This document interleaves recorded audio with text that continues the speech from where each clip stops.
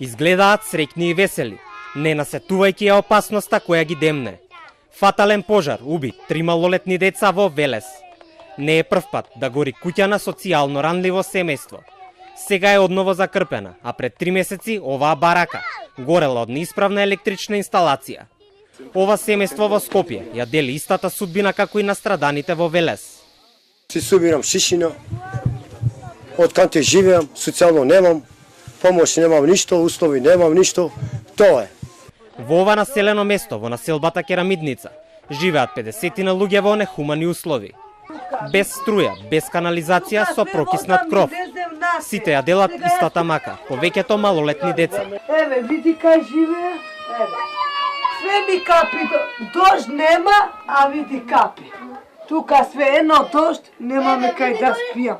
Све мокро ми е внатре. Све мокро ми е, нема, ајде, што да правиме. Зад нас ги оставивме трошните градби, секојдневните проблеми на социјално ранливите семејства и нивните повици до институциите за помош. Повеќе одговори имаат невладините.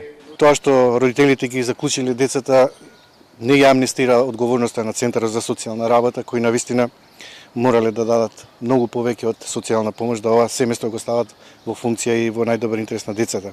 Центарот за социјална работа е главен и одговорен, би рекол, во однос на оваа трагедија и мора основното јавно обвинителство кој ќе покрене постапка за одговорност да ги повика и нив.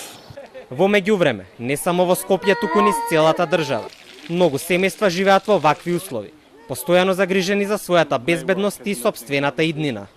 Ја запрашавме владата што со социјално ранливите семејства.